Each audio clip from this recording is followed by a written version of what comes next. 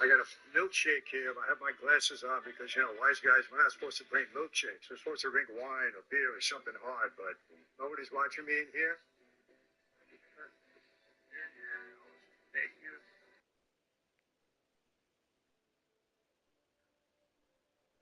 You're about to lose $50,000 for your car accident because you don't know this one trick. Check this out. I'm an attorney. I've been doing this for years. And I'm standing here because most people walk away from accidents.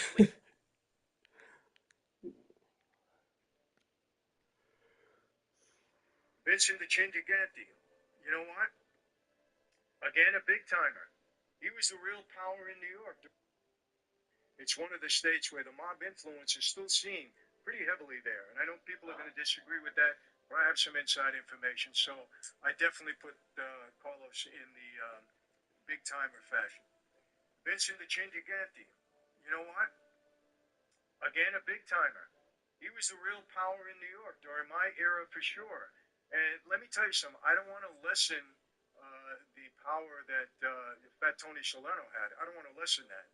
But I think every major move, I'm pretty sure that every major move that Fat Tony made, I'm sorry to call him Fat Tony, but that's how I knew him by. Every move that he made that was major, he would discuss it with Chin because Chin was the real power over the move. I'm pretty sure that every major move that Fat Tony made, I'm sorry to call him Fat Tony, but that's how I knew him by. Every move that he made that was major, he would discuss it with Chin because Chin was the real power over the Genovese family, and he had a lot of influence over all five families and over, all of Cosa Nostra in general in the United States. So I have to put him as a big timer for sure.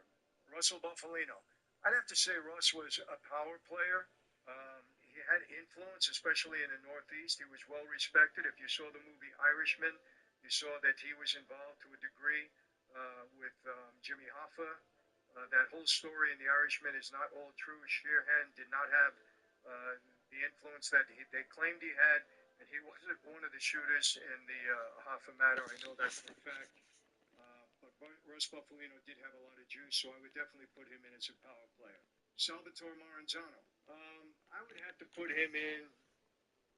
I'd have to put him in as a big timer. Why would I say that? He was one of the original Cosa Nostra guys with power here. And after Mazzaria got killed, he orchestrated that. Lucky Luciano was the shooter in that, or one of the shooters.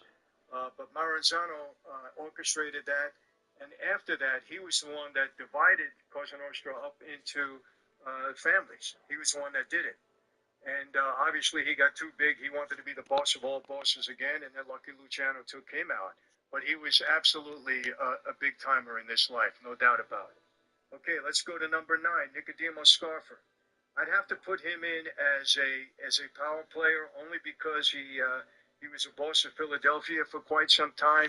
I wouldn't say he was a big timer in the whole picture of Cosa Nostra, but he certainly had a lot of influence and power in Philadelphia. Unfortunately, it didn't last too long. He was in and out of prison all the time. So I would put him as a power player. Number 10, Carmine Persico, Colombo family boss, my boss.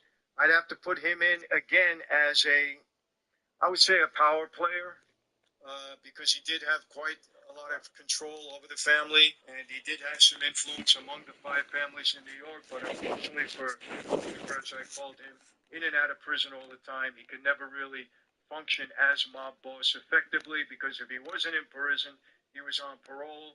He was always under, FBI watch. So I would definitely put him as a power player because, again, he was a boss, but certainly not a big time or the greatest of all times. Okay, number 11, Frank Costello. Definitely a big timer in my view. I said this many times. He was a boss, an acting boss, and later maybe the real boss under Luciano. I always say that one of the most effective bosses was Frank Costello. Why? Violence.